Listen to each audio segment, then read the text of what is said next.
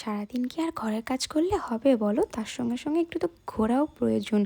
ঘরের সাথে সাথে মনটাকেও তো একটু সুন্দর আর ভালো রাখতে হবে, তাই না? আর এখানে আমি নিয়ে নিয়েছি বাটার টোস্ট। বেরিয়ে আগে খাওয়া স্টার্ট করে দিয়েছি, এত খিদে পেয়ে গেছে বেরোতেও পারলাম না। যেখানে থাকি সেখান থেকে আগে খেতে হবে। তো চলো যাবো, ভিডিওটা কোথায় যাচ্ছি। তোমরা আমার আগের ভিডিওতে দেখেইছো যে আমরা ইকো পার্কে এসেছিলাম। তো আমরা ঘর থেকে বেরিয়েছিলাম 10টায়, আর আমরা ইকো পার্কের ভেতর এন্টার করি 12টা থেকে 12:30টার মধ্যে। আর এন্ট্রি ফিস ছিল হচ্ছে পার পারসন 30 রুপিস। আর আমাদের যেহেতু দুজন গেছিলাম তাই জন্য 60 টাকা লেগেছিলো। আর যেহেতু আমাদের 4 হুইলার ছিল তাই জন্য গাড়ি পার্কিং আই থিঙ্ক 50 or 60 এরকমই কিছু অ্যামাউন্ট লেগেছিলো। তারপর একদম ঢুকে টিকিট কেটে আমরা একদম সোজা চলে যাই হচ্ছে জাপানিজ ফরেস্ট। তারপর ওখানে ভালো করে ঘুরে ওখান থেকে বেরিয়ে খুব খিদে পেয়ে যায়, তাই জন্য একটু টিফিন করে নিই চিকেন স্যান্ডউইচ। আর চিকেন স্যান্ডউইচ খাওয়ার পর একদম সোজা আমরা চলে আসি স্কাল্পচার গার্ডেন, মানে হচ্ছে ইতিহাসের উদ্যান। তো ওখানে সব হিস্ট্রি সব লেখা এইগুলোই আছে। তার উপরে মানে ওটাকে আর কি সাজানোর জন্য সুন্দর করে করা আছে। তো এদিকটা গেটটা বন্ধ আছে, আবার এতটা ঘুরতে হবে। যতটা এলাম এই যে খুবই সুন্দর, অনেক কিছু লেখা আছে যেগুলো পড়তে হবে, বাট অনেক বড় বড়, এটা পড়া সম্ভব নয়। চলো এখান থেকে বেরোনো যাওয়া যাক, আবার দেখি কোথায় যাওয়া যায়। তারপর আমরা চলে আসি বাটারফ্লাই গার্ডেন। এখানে ফটোগ্রাফি আর ভিডিও নট অ্যালাউ ছিল, তাই জন্য কেউ ওরকম ভিডিও ফটো নিতে পারিনি। নর্মালি ছিল বাটারফ্লাই, সেভাবে স্পেশাল ভ্যারাইটিস কিছুই ছিল না, আমার জাস্ট নর্মালি লেগেছে। তারপর ওখান থেকে বেরিয়ে 7 ওয়ান্ডার্সের জন্য আমরা টিকিট কেটে নিই ফর ইনফরমেশন। তো এখানে হচ্ছে ওই টিকিটের সাথে কোনো ইনক্লুডেড এটা নয়, এটার জন্য আলাদা করে আবার টিকিট কাটতে হয়, যেটা হচ্ছে পার পার্সন ওই রকমই 30 টাকা, মানে টোটাল দুজনকার 60 টাকা ছিল।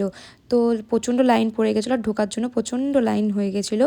তো কোনো রকম ঠেলাঠেলি করে আমরা ঢুকি। তো ফার্স্টেই যেটাতে যাই সেটা হচ্ছে the great wall of China.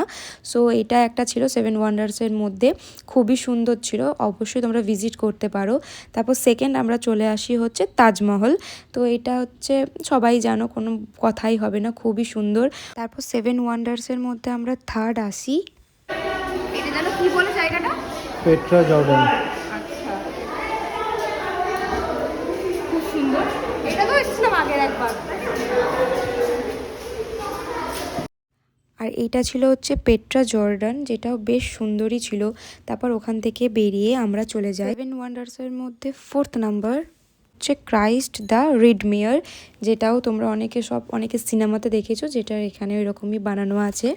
আর এখানে যে মুখগুলো দেখতে পাচ্ছ এগুলোকে মোয়াই বলে। তারপর নেক্সট চলে গেছিলাম হচ্ছে পিরামিড। আর এটার ভেতরে এন্টার করে, এটার ভেতরে এমনি সুন্দরই ছিল, মমি ছিল। আর মমিটার অবস্থা খারাপ, একদম ভেঙে চুরে, বুঝতেই পারছো ওয়েস্ট বেঙ্গল মেসির যদি এরকম হয় সামান্য আর কি বানানো মমির অবস্থা কি হতে পারে। তো যাই হোক, তারপরে আমরা চলে যাই 6th নাম্বার কলোজিয়াম। এটা হচ্ছে মনে হয় যেটুকু আমি জানি যে ওই যে রাজাদের আর কি যে যুদ্ধ টুদ্ধ হতো সেই সিলেকশন করার জন্য আর কি এখানে হতো, আই থিঙ্ক। আমি জানি না, যদি ভুল হয় আমাকে অবশ্যই কমেন্টে জানিও ঠিকঠাকই। তারপর আমরা 7 ওয়ান্ডার্স থেকে বেরিয়ে আসি, ওখানে সব কিছু কমপ্লিট হয়ে যায়। এখানে এই যে ফোয়ারাটা পড়ছে এটা খুব সুন্দর ছিল, এখানে একটু ফটো ভিডিও তুলে তারপরে চলে যাই খেতে। এরপর খেয়ে নিচ্ছি আইসক্রিম আর কিনে নিয়েছি জল। আমরা অর্ডার করে নিই চিকেন বিরিয়ানি, তারপরে খেয়ে আইসক্রিমকে আমরা ওখান থেকে বেরিয়ে যাই। এটা যেটা দেখতে পেলে এটা ছিল হচ্ছে আমার বাংলা, যেটা বেসিক্যালি গ্রামের ওপর পুরোটা ছিল, খুবই সুন্দর ছিল।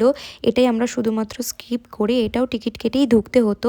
আর যেহেতু আমরা অনেকটা লেটে রান করছিলাম, মোটামুটি 4:10 বেজে গেছিলো, ওই জন্য ওটা আমরা স্কিপ করে চলে আসি হচ্ছে সোলার ডোমে, যেটা খুব সুন্দর। এখানে আলাদা আবার টিকিট, এটা হচ্ছে পার পার্সন 200 টাকা করে, মানে দুজনকার 400 টাকা ছিল। তো এটার ভেতরে সবটাই ফিউচারিস্টিক সব কিছুই।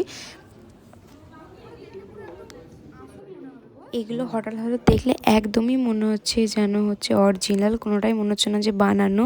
তো যাই হোক, এইগুলো ভেতর থেকে ঢুকেই সব কিছু খুব সুন্দর ছিল। এখানে সবটাই ছিল হচ্ছে গ্লোবাল ওয়ার্মিং, মানে এইসবের ওপর বেস করে। আমার খারাপ লাগেনি, আমার ভালোই লেগেছে।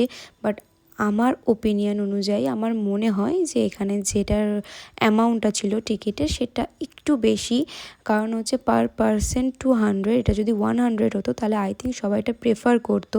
সেইভাবে যেরকম তুলনায় সেভেন ওয়ান্ডার্স বলো বা ইকো পার্কে আর আদার্স জায়গায় বলো ভিড় হচ্ছে, সেই তুলনায় যেখান থেকে হয়তো আমাদের অবশ্যই অনেক কিছু জানার আছে, সেইখানে একেবারেই ভিড়ের পরিমাণটা খুবই কম, খুবই নগণ্য কজন মানুষ এরকম এসেছেন।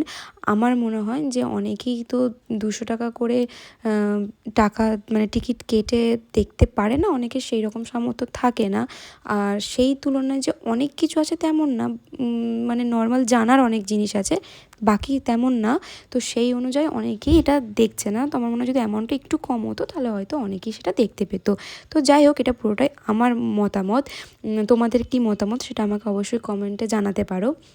তো এখানে সব কিছু, অনেক কিছু খেলার, অনেক কিছু জানার, তারপর ঢুকেই অনেকটা মানে হচ্ছে স্ক্রিন প্লে ছিল, যেখানে হচ্ছে 10 সেকেন্ড এরকম টাইমার দিয়েছিলো, তারপরে একটা ভিজুয়াল আর কি আসছিল অডিওর সাথে।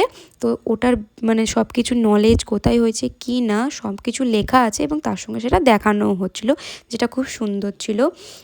বাকি অল ওভার সব কিছুই অনেকটাই ভালো, অনেক কিছু জানার ছিল। তো ওখানটা আমার ভালোই লেগেছে, খারাপ লাগেনি। অনেকেই বলে ইকো পার্ক নাকি একদিনে ঘুরে কমপ্লিট করা যায় না, কিন্তু আমরা সেটা করে দেখিয়েছি। আমার মতো এরকম কারা কারা আছো যারা একদিনে ইকো পার্ক কমপ্লিট করেছো ঘুরে, অবশ্যই আমাকে কমেন্টে জানিও। শুধু একটাই আমরা বাদ দেখছি, সেটা হচ্ছে ওই যে সোনার গ্রামটা, বাকি সব কমপ্লিট করে ফেলেছি আমরা।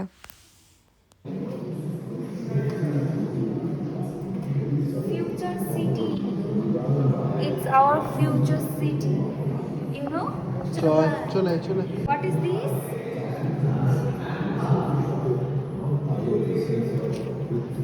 এটা হচ্ছে আমাদের ফিউচারের চাকচাকা, বুঝছো?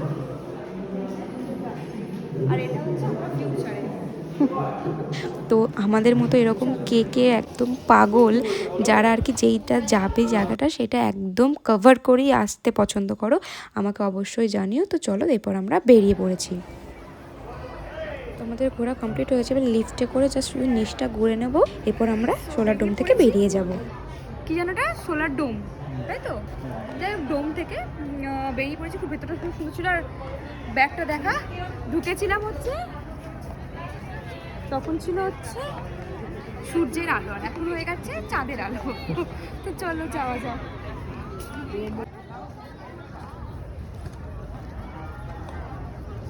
কোন দিকে? তারপরে এখানে লাইটের সাথে ওয়াটার প্লে হচ্ছিল, বাট মিউজিকও মানে লেখা ছিল, কিন্তু মিউজিক কিছু হয়নি। আমরা এটা একটু দেখে তারপর এই যে চলে যাই সোজা। Last but not the least, এটার জন্য কতটা হাঁটা। ওই দিকে, ওই যে ডোম, কতদূর দেখা যায় ওখান থেকে একদম। ফোনে যতটা না সুন্দর আসে, সামনে থেকে অতটাই সুন্দর লাগছিল। এটাই ভাবছিলাম তাহলে অ্যাকচুয়াল প্যারিস এটা ঠিক কতটা সুন্দর লাগবে। তো আমরা এতক্ষণে, এখন বাজে হচ্ছে 6টা 29, আর এতক্ষণে আমরা ইকো পার্ক থেকে বেরোলাম সেই ঢুকে। আর এরপর আবার একটা জায়গায় যাওয়ার আছে, মানে মেন যেটার জন্য আসা, যেই কাজটার জন্য আসা, তারপর তো এখানে আসা ছিল। তো এখানে যাব, চলো। আর একদম ভাল লাগছে না, এবার আর কি শরীর টায়ার্ড হয়ে গেছে হেঁটে হেঁটে মেনলি। চলো ওখানে আগে যাওয়া যায়, গাড়িতে উঠি, তারপর যে জায়গায় যাচ্ছি সেখানে দেখাচ্ছি, চলো। ইকো পার্ক থেকে আমরা বেরিয়ে পড়েছি আর সোজা চলে এসেছি হচ্ছে মোটো মোড়স। এখানেই ওর মেন কাজ ছিল, ওর গাড়ির হেলমেটের ওইসব কি লাগানো, তারপর হচ্ছে ও রাইডিং ওইসব জ্যাকেট প্যান্ট আর কি এইসব কেনা।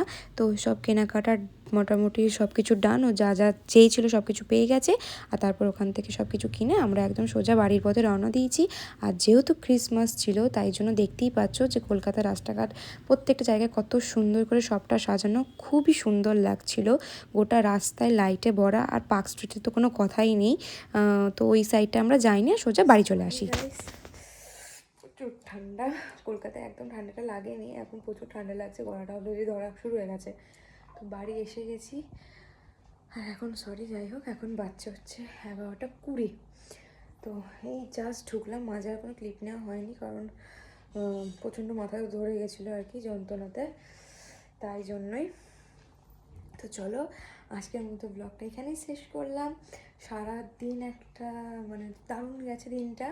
তো যাই হোক, ভিডিওটা ভালো লাগলে প্লিজ একটা লাইক কমেন্ট শেয়ার করতে একদম ভুলবে না।